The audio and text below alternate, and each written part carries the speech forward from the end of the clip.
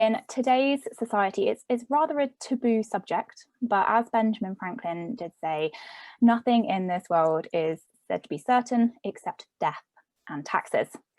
Death is something that humans from across the ages have had to deal with, but when and how we first started burying people is a question that's rarely ever asked and not often thought about either, I think. But as you'll see, we've dealt with burials and death in a variety of weird and wonderful ways throughout our history. So tonight we're going to kick off with the Paleolithic.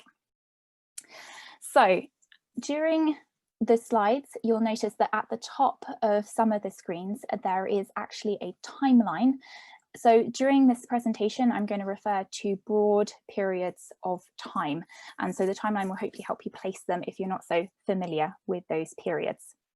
So the Paleolithic is divided into three periods, the lower, middle, and upper. And we've got evidence of hominid sort of funerary activity right from the lower Paleolithic, but it's not until the mid to upper periods that we actually see sort of modern Homo sapien burials within Europe. Despite being referred to somewhat derogatory as cavemen, there's actually something akin to sort of a cultural explosion during the Upper Paleolithic. And we see this beautiful cave art as demonstrated in one of the pictures there. That's Lascaux in France. There's also Venus figurines. So the very voluptuous lady on the right-hand side is a Venus figurine. And we also see evidence of personal ornamentation in graves through the grave goods, which are included, things like necklaces. All of this starts to point towards some kind of belief in sort of the spiritual side of life and possibly even an afterlife. So the first burial tonight, I'm going to take you back around 25,000 years ago to a potential murder scene. Now this is Dolovinesti in modern day Czech Republic. It's close to the Austrian and Slovakian borders. And as you can see from this photo, there are three skeletons in what is quite a shallow grave. Now, they're all young adult males who are genetically related. And there are a number of odd things about this grave, and hopefully the second image will make these oddities a little clearer. So this is an artistic impression. I will stress it is an artistic impression. There are a couple of inaccuracies that we'll point out later on. So the first really odd thing about this is that the person on the far right is lying face down. Now, generally speaking, you wouldn't really want to bury somebody that you loved lying face down. And in archaeology, it's normally sort of interpreted to be sort of a sign of disrespect to a person. So it's interesting that he's been buried face down, but the other two are buried face up. The second oddity is that the person on the left-hand side is actually got his hand on the central individual's pelvis. Now, as the dead don't bury themselves, somebody has put that hand there, and it's why have they done that? That's a weird, strange thing to do in my book. The central individual is different to his relatives. He's actually got multiple development abnormalities, which would have affected the length and shape of his bones, and also the position and number of teeth that he had. And they were probably caused by his mother having diabetes during pregnancy. And it would have been quite obvious, we think, to other people. So they would have marked him out as being quite different to perhaps others in his community. The slightly gruesome thing about this particular chap is that the poor bloke was actually staked through the pelvis before death. So he is staked down into his grave. Finally, this artistic impression is quite sort of politically correct because actually all three are missing their hands. And in this image, he's painted them with his hands on. And so hand bones are really small, and it is quite possible that they could have been lost during excavation, but nevertheless, it's something that we bear in mind when we're looking at graves as a whole. So we have a dramatic scene here depicting three young males, all of whom are related and all seem to have died sort of conveniently at the same time. So it seems probable that they were murdered, but why go to all this trouble? And why would they be murdered? Well, obviously it's impossible to answer that question. We don't have written record from this time, but we can take some guesses. So it could be that it was a ritual killing, a sacrifice. That is quite common in archaeology, particularly in the prehistoric periods. Perhaps it was the community discriminating against the middle individual's physical appearance. And sort of the other two, because they were related, it was almost like guilt by association, perhaps, and that's why they were killed. Or perhaps these three committed some sort of social transgression, some kind of offence to the community as a whole, and that this grave is actually a warning, acting a bit like the forerunner of a bus stop advert saying, warning, smoking kills, do not smoke. This is kind of saying, don't do this, otherwise you're going to end up the same way as everybody else in this grave. We'll never know, but those are some options that we can consider for this particular occasion. So we're going to move on, and we're going to move on to the Mesolithic. So welcome to the Mesolithic. By this point, the ice has retreated from Europe and the forests have regrown.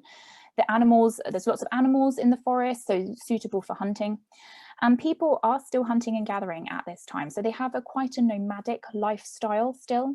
However, we do have evidence from some sites that there was longer term settlement, almost like a semi-permanent residence. Funerary rites and rituals also seem to become more involved during the Mesolithic, and we have the inclusion of more grave goods and more offerings, and also more evidence of personal adornment, things like jewellery and potentially clothing, all of which really indicate that these societies actually had really quite a developed idea of death and the afterlife. The Mesolithic also marks the first appearance of large burial grounds in continental Europe. Now, we don't actually see large burial grounds in Britain for another 4,000 years. But one of the largest burial grounds in Europe is actually a site called Vedbæk in Denmark. In Vedbæk, there's a total of 18 graves, which doesn't sound a lot by modern standards, but for what we have from the Mesolithic, this is quite large, and it's got a minimum number of about 22 individuals in it. Now, I've chosen for tonight grave 8 from Vedbæk, and if it's acceptable to have a favourite burial, this would be my favourite. It's not because it's gruesome or particularly weird, but it's because of the imagery that it invokes. Grave 8 is around 5,300 to 4,500 BC, so sort of 7,300 to 6,500 years old, and it contains the body of a young female, and she was aged between sort of 18 and 20, and she's been buried alongside her newborn baby. Her head seems to have been placed on some kind of cushion that was decorated with animal teeth, and you can see behind the skull there is sort of a collection of teeth in the photo. But the truly remarkable thing about this is that her baby was actually placed onto the wing of a swan. Now, the artistic impression on the right-hand side is not quite accurate. As you can see from the skeleton, she's actually lying sort of extended, whereas the image on the right has her in a sort of more of a fetal position. But it does help to convey how carefully constructed this grave was. And we also know from her ribs, if you look on the skeletal photo, you'll see that the ribs are quite widely splayed. Now, that normally indicates that a body has been buried and not covered up. So the body was sort of laid almost like in state, really. And so when you think of this lady lying out like this, her baby placed onto the wing of the swan, the imagery is really quite phenomenal that must have been. So the swan wing is interesting for one really main reason, is that it's a water bird. Now, water has been a really key component in most spiritual and religious traditions from across all the ages. We see it right from the Bronze Age, we see it to the river Styx in the Roman faith, we see it in Christianity, Islam, Judaism, Hinduism, just, you know, to name but a few. And also birds are often connected with the idea of the soul and moving on to another life. It's something that we've got ethnographic information on as well. And so perhaps in this case, the wing was perhaps symbolic and maybe represented the idea of the swan guiding or lifting the baby into the next life, which is just such a really beautiful idea. So we're going to move on now. We're going to skip a couple of periods. We're going to skip the Neolithic and the Bronze Age, but we are going to come back to them in the quiz. So from here, we're headed to the Iron Age. Now, there seems to be a lot going on in the Iron Age. The burial records that we've got definitely indicate some odd things that are happening. Now, we're not always clear on what that actually is because we don't have a huge amount of burials from this period, but we do see a variety of funerary practices. We've got everything from mummies to cremations and just straightforward inhumations, which is where you'd put a body straight into the ground.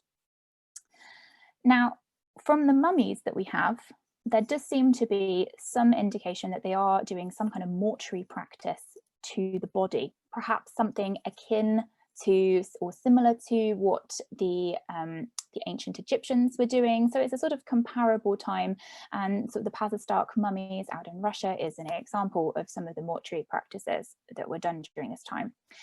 But one of the phenomena that happen in the Iron Age is bog bodies. Now, this is a phenomenon that occurs across Northern Europe, and we've got around 800 of them. They do go into other periods, so we do have some from the Bronze Age, and also we have some sort of modern ones because a variety of reasons why people fall in a bog. Sometimes it's just accidental. But there does seem amongst the Iron Age bog bodies to be a trend of excessive violence to the person before death or after death, and sometimes a combination of both. And the bog body we're going to look at tonight, it's another example from Denmark actually. And this is the Tollen man. He's probably one of the most famous Iron Age bog bodies. Now, what can I tell you about the Tollen man? Well, he was male, obviously, not surprising. He was quite short in stature. He was only 5'3". He had short cropped hair. He had some facial stubble on his chin. He lived around sort of 400 to 300 BC. He ate his last meal around sort of 12 hours before he died, and the last meal was comprised of a sort of gruel made from barley, linseed and some other edible weeds. He was strangled, and he was also completely naked apart from a leather cap and belt. Scantily clad in leather is a really common theme for bog bodies, and it sounds a bit batty, it sounds really odd, but it is, and it's something that seems to be occurring in several different countries. You know, we have examples in England, and there are examples of this in Ireland as well. So there is this theme across Europe. Now, we don't know whether it was the same belief system or whether it's a belief system that has evolved or simply whether it's coincidence, but there was extensive trade networks at this time, so there should have been some sort of transfer of ideas. Now, the scantily clad in leather, we're not really sure why that is. It seems to indicate some form of impropriety. It might be a form of humiliation, perhaps similar to something like putting people in the stocks in the medieval time and pelting with them in tomatoes, or perhaps when people have these bad dreams that they sort of dreamt they went into work without their clothes on. It might be something akin to that. We don't know why bog bodies are the way that they are, but we've got various suggestions as to other avenues that might be responsible for them ending up in a bog, and it varies everything from human sacrifice to appease the gods and help get a new harvest next year, to execution of war captives, to accidental deaths, and even people who were perhaps socially outcast, because some bog bodies do seem to exhibit traits that are perhaps not what you would describe as representative of sort of the general population. But we don't know. Maybe one day we will. So from here, we're going to go into the next period, which is the Roman era. So Roman Britain. Funerary practices tend to be quite varied, and they're also quite regional, a little bit like the tier system that we've been having. But generally speaking, at the start of the Roman period, cremations dominate the burial record. But as time goes on, we do see a move from cremations through to inhumations. Now, it's really tempting to think of Roman Britain as comprising of the Romans from Italy and the Britons, but actually Roman Britain would have been a really multicultural place during this time. The empire was vast, and it extended right the way from Britain through Europe, across to Syria, into North Africa. And as a result of that and extensive trade networks, people moved about. There was a lot of migration during this time. Even things as simple as the Roman army moving about through the empire, tradesmen would have followed that army. And so we would have had trades from all over the empire come to Britain. And that is important because we see it in the burial records. We see culture, wealth, and different ethnicities, all represented by their grave goods and how they have been buried. So this leads me on to the next burial. Now, this is a burial from South Wales. I'm not even going to attempt to pronounce it because I am shocking at pronouncing Welsh names. But this is a pipe burial. Now, you might be wondering what on earth a pipe burial is. Well, they're quite rare in Britain, actually, because they're normally something you'd see on the continent, particularly in Italy. So it's a demonstration of this exchange and flow of ideas during this time. Now, why would you have a pipe burial? It's a really odd thing to have. The pipe connects the ground through to the burial. Why would you do that? Well, as we might take flowers to a grave now, the Romans used to take wine and oil sometimes. And so the pipe is there to allow your relatives to pour wine down into the burial to feed your ancestors. It sounds a really strange idea, I know, but the dead were a hugely important part of Roman culture, and you call them superstitious. They were highly superstitious, but they had a real fear of hauntings. And one of the ways they helped to guard against something like this happening was by different festivals to honor the dead and help ease them into their afterlife. And these festivals revolved around feeding the dead, hence why you would need to pour wine into a grave. And Lumiere is actually one of my favorite festivals because it honors those who have no family, and it ensured that they were taken care of as well and they were not forgotten about, which is lovely. It's kind of similar to some of the events that you see happen in Mexico today, so the Day of the Dead. It's a similar concept to that. So we're going to move on now, and we're going into the early medieval period. So the early medieval period happens after the fall of Rome. So after the fall of the Roman Empire, Britain enters the early medieval period, and it's sometimes known as the Dark Ages, but we now refer to it as the medieval period. And it was a period of movement. Britain was visited or occupied by a number of tribes. We had the Vikings, the Anglo-Saxons, and at the very end of the period, we had the Normans as well come. Society's elite showed their wealth and their power through their grave goods. That's something that we see a lot. The images that you have here are some of the artifacts that were found in the Sutton Hoo ship burial. And as you can see, they are really quite exquisite. And the Sutton Hoo ship burial is one of the most spectacular burials that we have from this period. We also see cremations at the start of this period, but as it goes on, Christianity spreads more, and there is this move towards burials again, which brings me on to the next one. This is the Pretty-Well Prince in East Sussex. Now, this is an elite Anglo-Saxon burial. It's not quite Sutton Hoo level, but it is definitely up there. A huge array of grave goods were found with this one, and they covered everything you could possibly need in the afterlife. It's almost what you'd sort of head towards for something from ancient Egypt. They've got right the way from sort of pots and pans all the way through to musical instruments and board games as well. You know, if you get bored in the afterlife, you can always do some gambling. That was covered. It's even got a folding iron stool in there, and it's one of only 3 examples in the country. Sadly, though, with this burial, none of the bones survived, but from the type of objects that were in there, we're pretty sure it was the grave of a man. And from the variety and the status of those objects, it's highly likely that we're looking at a prince or a king. So the reason I've included this one tonight is because this is a really good example of how the dead don't bury themselves and why interpreting graves is fraught with problems. So we're not sure who this person is, but we do have a theory, and that's that it is the grave of King Salbert of the East Saxons.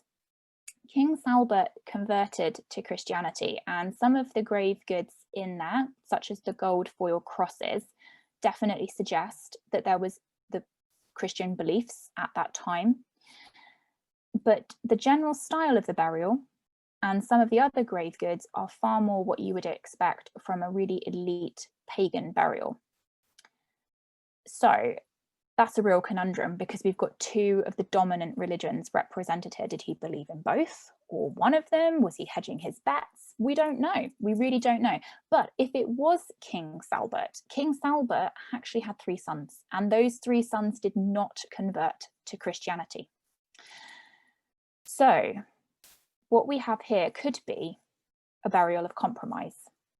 The sons have, to a degree, reflected the wishes and beliefs of their father by incorporating some of the Christian traditions within this burial, but they've also included their own within this.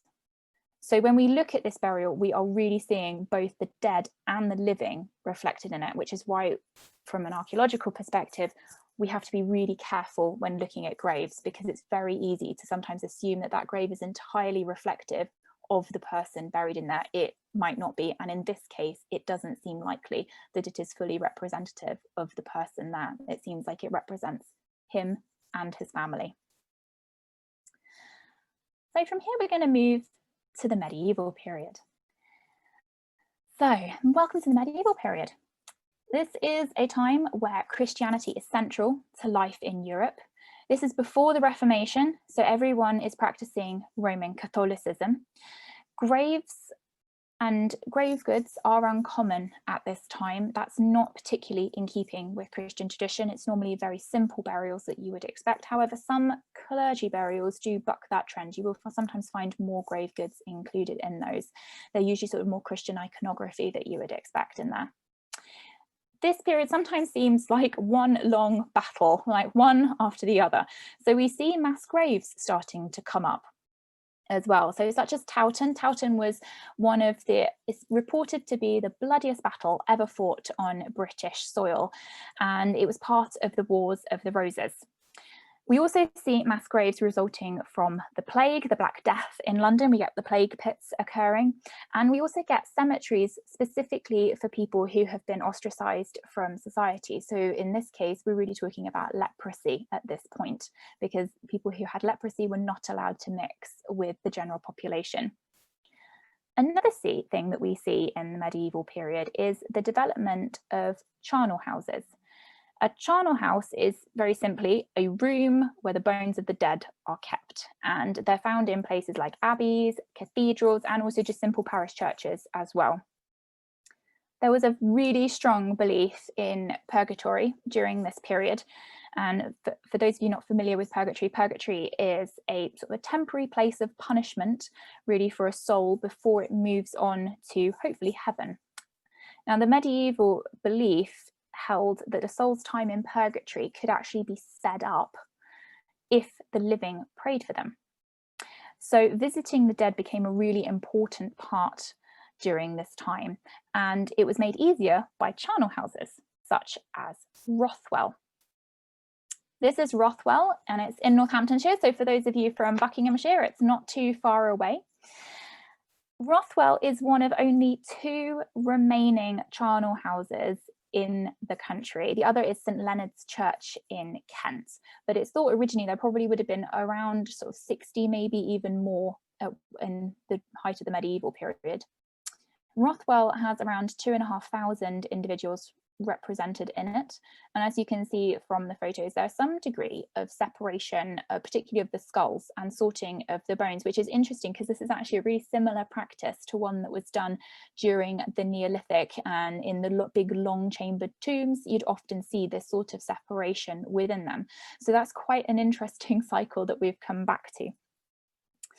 Now, if you're particularly interested in this particular church, you can actually go and have a tour around it, and I believe you can also do the same with the one in Kent too, although probably not for the next month if Boris's announcement is anything to go by.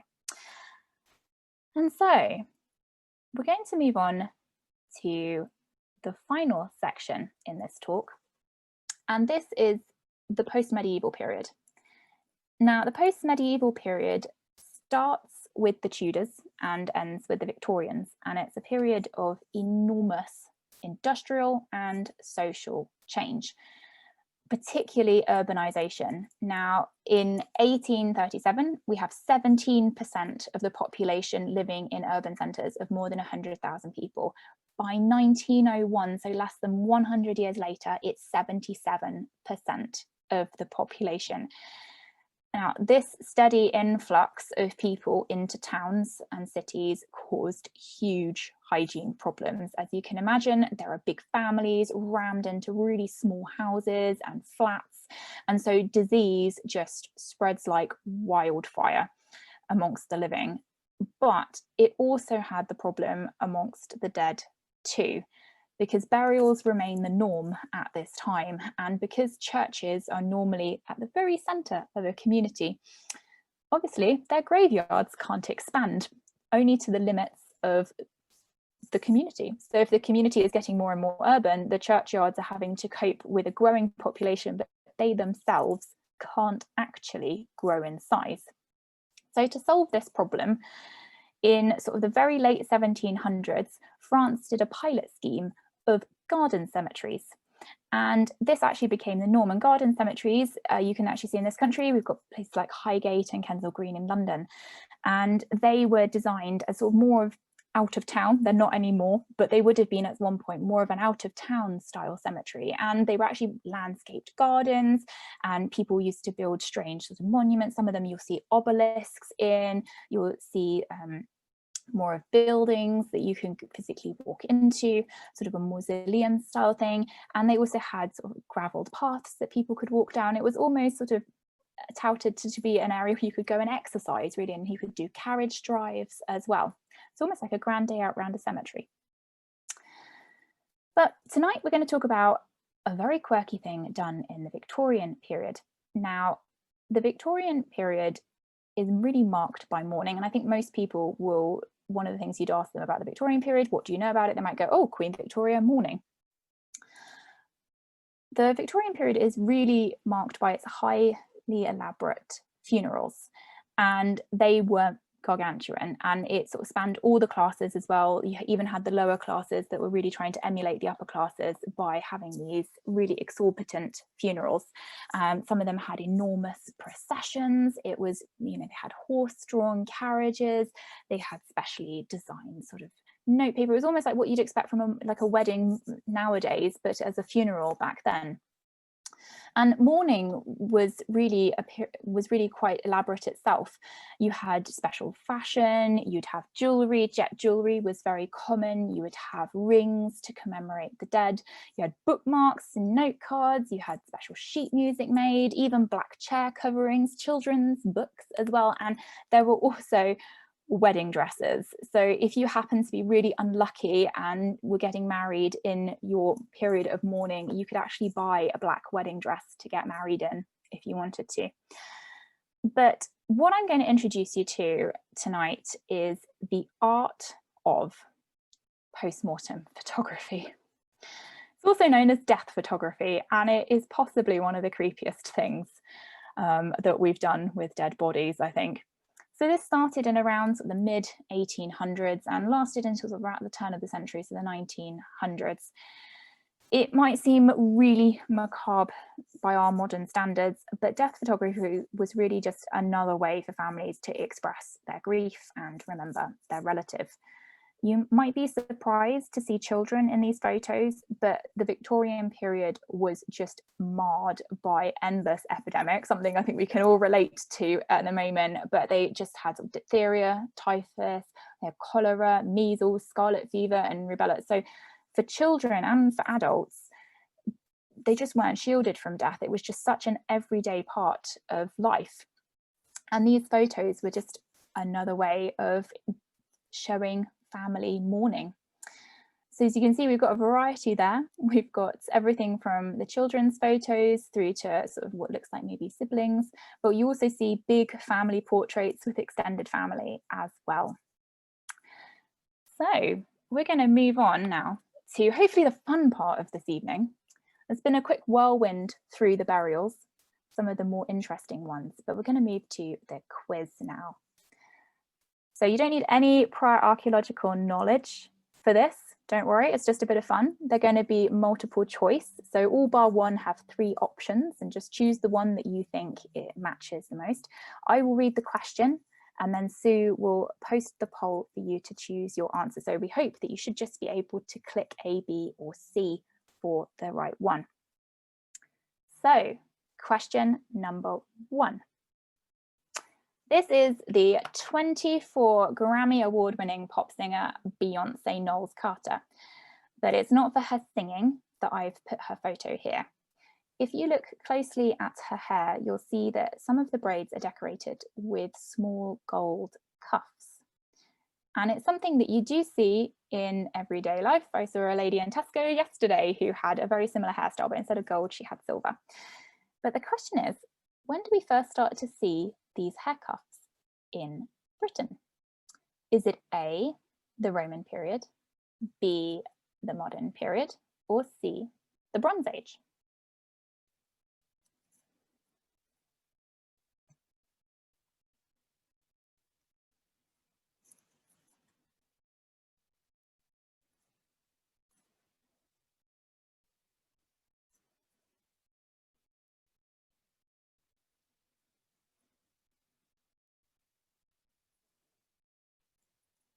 Ooh, everybody is very on it tonight, I think. So let's have a look and see what the answer is. And it is C, the Bronze Age. So it's sort of a sneaky question, this first one, because the gold objects that you see in the middle photo and on the right photo are actually thought to be either hair rings or earrings. And actually the photo on the right is one that was reported to the Port of Antiquities scheme. So they are things that do crop up that we see metal detectorists bringing into us.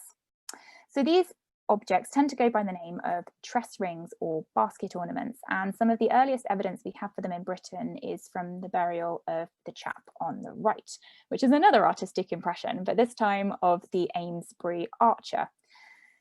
Now, the Amesbury archer was found within the Stonehenge landscape and is named after the town of Amesbury in Wiltshire, where he was buried.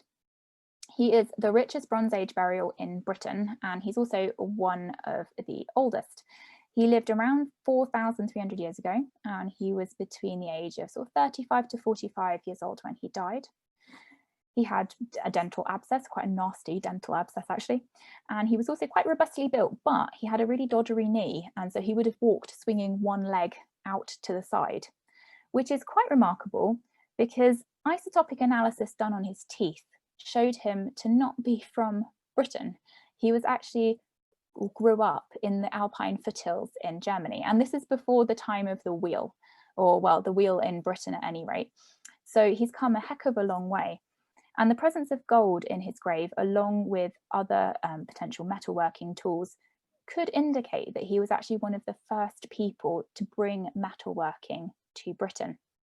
He's currently taking up residence in Salisbury Museum's Wessex Gallery, so if you'd like to see him in person after the next lockdown, you know where to go. So, question number 2. Here we have the footballer David Beckham, and he's modelling some very skillfully styled hair. But the question is, Ireland has some of the earliest evidence of imported hair wax, but can you guess the period? Is it A, the Iron Age, B, the Bronze Age, or C, the post-medieval period?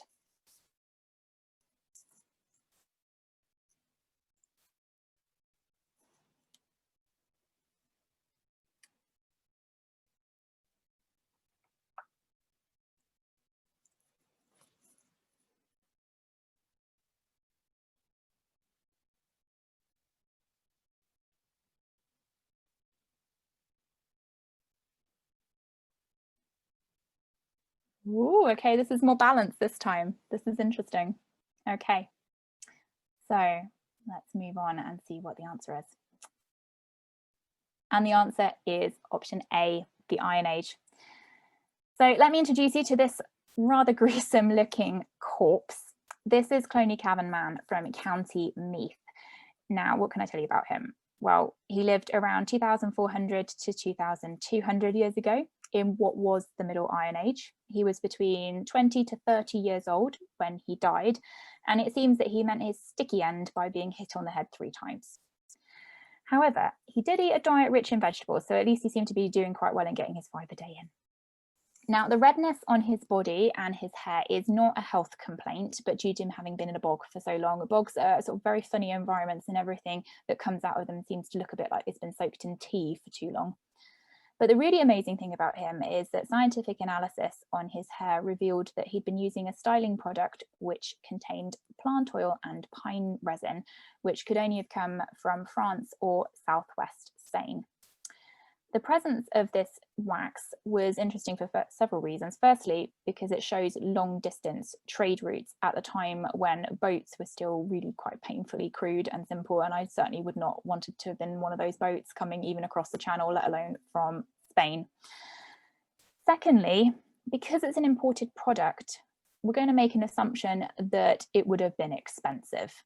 And if it was expensive, it's probably only going to be reserved for perhaps ritual purposes or the upper echelons in society, which strongly points towards this chap having been killed as perhaps part of a ritual. So question number 3.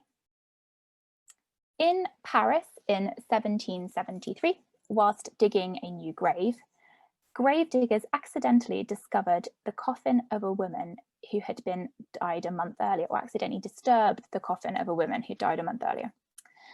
How many people fell ill from inhaling the putrid odour emitting from that coffin? Is it A, 0 to 50, B, 51 to 100 people, or C, 101 to 200 people?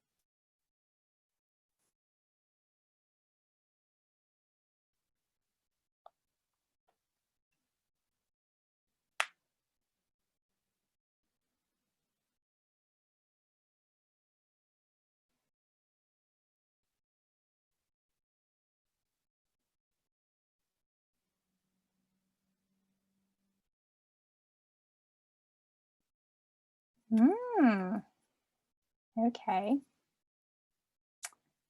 Right, let's see what the answer is. And the answer is C, 100 to 200 people. So the grave diggers had really epic timing with this, because at the time they were digging this grave, there was actually preparations for a first communion. So the people who fell ill included 114 children, 70 adults, the priest, the vicar, and also the grave diggers. And to make it even worse, 18 of those people died, including the priest and the vicar at this point. But this is part of the period that there was severe overcrowding in cemeteries, and this particular case was really the kicker for the French deciding to start piloting garden cemeteries as a result of this. So the next question. Nowadays, tattoos are really common to see on people, and this is a photograph of the actress and model Ruby Rose exhibiting her quite extensive collection of tattoos. But the question is, how old is the oldest tattoo? Is it A, 1,500 years old, B, 2,400 years old, or C, 5,300 years old?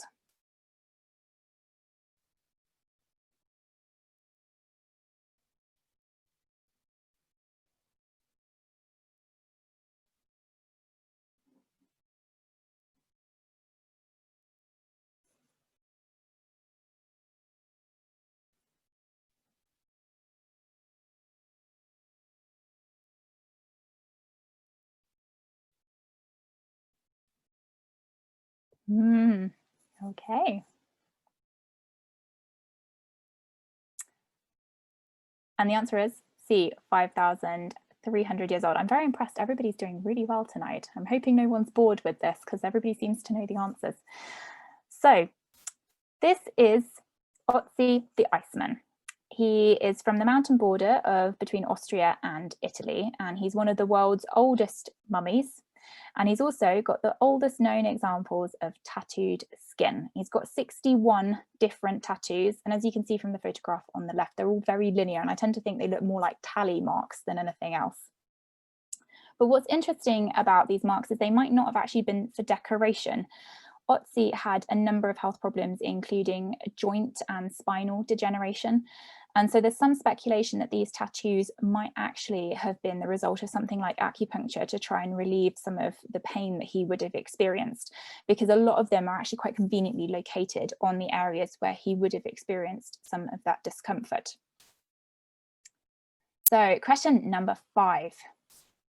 Here we've got a photo of the American pop singer Adam Lambert, and he's sporting an ear stretcher in the lobe of his left ear in that photograph. Ear stretchers are a body modification where the lobe of the ear has been stretched to form an open hole, and you can sometimes see through them when you get really big ones as well. But the question is, how old are the oldest ear stretchers found in Britain? Are they A, 800 years old, so the medieval period, B, 1,700 years old from the Roman period, or C, 3,600 years old from the Bronze Age?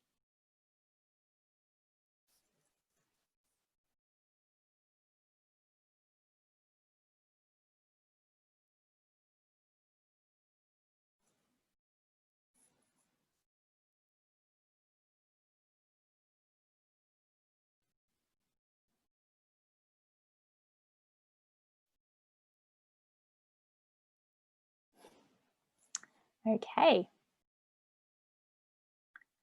And the answer is C. So everybody who put the Bronze Age, well done. 3,600 years old. And the evidence for this answer comes from White Horse Hill Kist Burial up on Dartmoor. It's a cremation of a young woman who was probably female, but we're going to say female for now. And she was found in a stone-lined kist in the peat up on Dartmoor. Because of the environment that she was in, the organic matter within the grave survived. So this is an incredibly rare example in Britain. We don't often get organic grave goods surviving because of the climate conditions that they're in. But peat is a really good preserver. So we had things like a brown bear pelt, we had a bracelet made of cow hair come up, and we also had a woven basket. And you can see in the photo on the left, these wooden labrettes or ear stretchers. Now, we're saying ear stretchers, they could actually have been used for the stretching lips too. So we're not sure how this woman would have worn them. This particular lady is shown with them having in her ears, but we don't know. Could have been for either, but it's really interesting because it gives us starts to give us an idea about how people in the Bronze Age may have expressed their identity, their culture, even sort of rituals through their appearance. So to round off this quiz, the final question is this man dead or alive? Is he A, alive, or B, dead?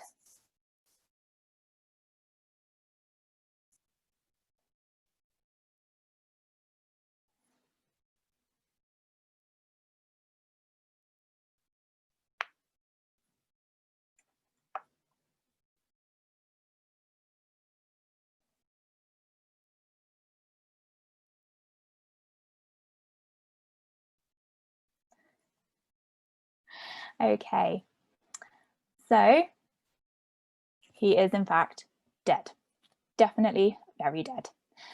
This is an example of Victorian post-mortem photography, and this one actually comes from around 1900, so it's probably one of the last examples that there is. And you can see they've taken enormous care to try and give the illusion that he is actually alive and well, and perhaps just having a little bit bored maybe after dinner with the conversation. They sort of propped him up, propped his head up on his hand, and they've even sort of left his eyes just slightly open, just to look like he's almost waking up from a nap. But anyway, so we now have a little bit of time for any questions, if anybody has any. Please feel free to type them in the Q&A box if you have any, but we'll just wait and see what people have.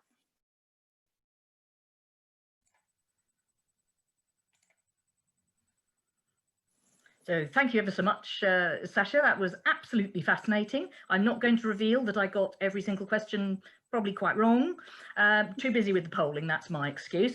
But as Sasha said, a fantastic talk there. I saw one or two kind of raised hands during the talk. So whatever it was that you wanted to ask, if you can find the Q&A control along the bottom of your screen, if you just type your question in there, Sasha and I can both see it. The rest of the audience won't be able to see it, so don't worry that you can't see it coming up on your screen.